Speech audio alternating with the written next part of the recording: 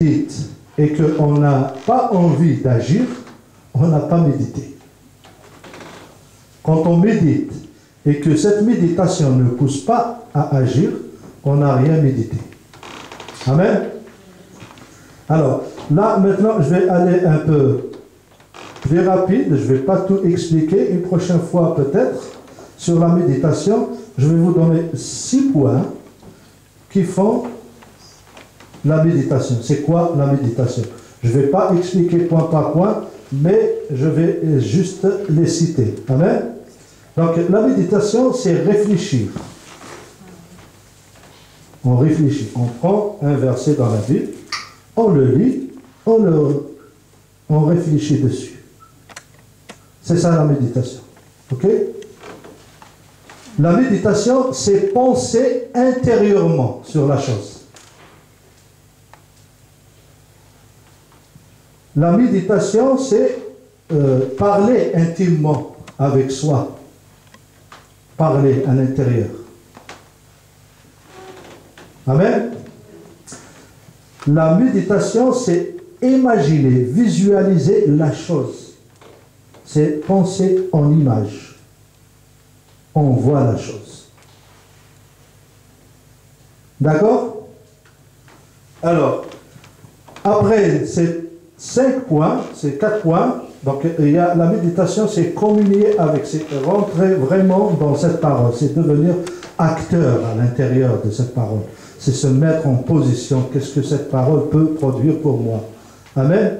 Et après ça, la méditation, elle nous pousse à agir, c'est-à-dire à commencer à parler et confesser, parler comme Dieu parle. Amen. Et on ne peut pas, on ne peut jamais arriver vers Dieu direct le premier jour et commencer à parler comme Dieu. C'est impossible, à moins qu'il y ait une grâce. Amen. Donc, il faut passer par des moments qu'on peut appeler de formation. Amen. Donc, il faut méditer la parole. Il y a aussi 3 choses qui empêchent la foi, et je vais finir avec ça. Bon, mais avant d'aller vers là, je fais juste une petite pensée entre guillemets, c'est que la pensée et la méditation, ce n'est pas la même chose. D'accord? Juste pour éclaircir les choses, c'est qu'une pensée, elle est différente d'une méditation. Une pensée, tu penses maintenant, et un quart d'heure après, ça y est, c'est parti, on l'oublie. Mais une méditation, c'est quelque chose qui revient, jusqu'à ce qu'on reçoit une révélation. Ok? Et c'est la méditation qui fait, entre parenthèses, parce qu'on parle généralement de la parole logos et de la parole rhéma. Et généralement, on reçoit la parole rhéma. Alors, la parole logos, c'est toute la parole. Mais la parole rhéma, c'est la parole qu'on a méditée et qu'à un moment donné, le Saint-Esprit, il la ramène dans notre esprit. La parole rhéma, c'est une parole du Saint-Esprit à notre esprit. On l'entend à l'intérieur. D'accord? C'est ça qui fait la différence entre logos et rhéma. Et la pensée, comme je viens de vous dire, c'est que quand on médite, ça revient. D'accord? C'est une pensée en image. C'est une pensée qui revient. C'est une attention ciblée. On cible cette parole. Ok? Mais une pensée normale, c'est une pensée qui passe et c'est fini. Amen? Donc, il y a 3 choses à éviter pour que notre foi grandisse. Alors, tu as la peur.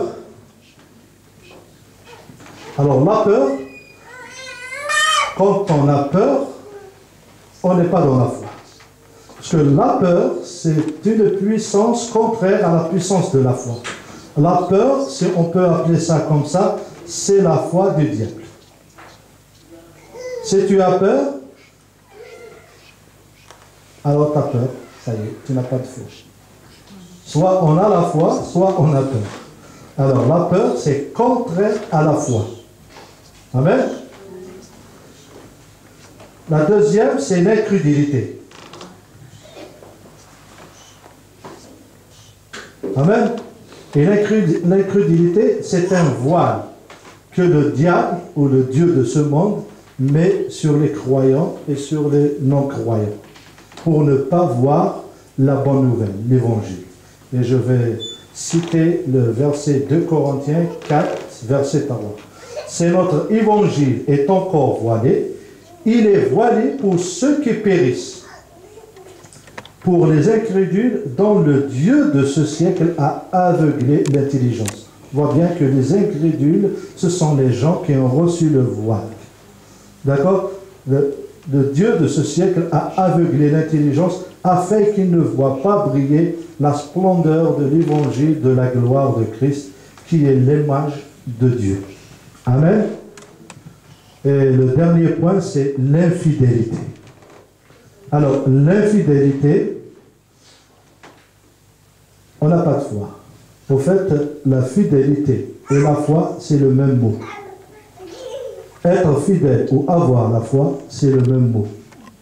Et quand on est infidèle, ça veut dire qu'il n'y a pas de foi. Amen. Alléluia. On va se lever et on va finir. Amen. Alléluia. Merci Seigneur. Alléluia. Donc pour la fidélité, on va voir Hébreux 11, 11. Il dit, c'est par la foi que Sarah elle-même, malgré son âge avancé, fut rendue capable d'avoir une postérité parce qu'elle crut à la fidélité de celui qui avait fait la promesse. Donc être infidèle, on ne peut pas recevoir. Ok? Donc je prie vraiment que votre foi grandisse. Je vous demande si vous avez des besoins, si votre foi a augmenté depuis tout à l'heure et que vous pensez vraiment pouvoir recevoir aujourd'hui, vous pouvez avancer, on va prier et on va mettre en sorte que la parole s'accomplit. Amen. Sinon, je vous prie vraiment de faire attention à ce message, de le méditer afin de pouvoir vraiment édifier votre foi et que vous receviez dans les jours à venir. Parce que ce mois sera un mois vraiment de miracle. Je le sens vraiment dans mon cœur. Amen. Donc, on va prier. Si quelqu'un a besoin de prière, il peut avancer. Et on va s'appuyer sur le verset qui se trouve dans la lettre de Jean, la première épître de Jean, chapitre 5, verset 14. Nous avons auprès de lui cette assurance que si nous demandons quelque chose selon sa volonté, il nous écoute. Et si nous savons qu'il nous écoute, quelque chose que nous demandions, quelle que soit la chose que nous demandions, nous savons que nous possédons la chose que nous lui avons demandée. Amen. Si vous croyez vraiment à ce verset, ça vient de la parole, vous pouvez avancer et recevoir ce que Dieu a pour vous ce matin. Amen. Pasteur, vous pouvez prier. Alléluia.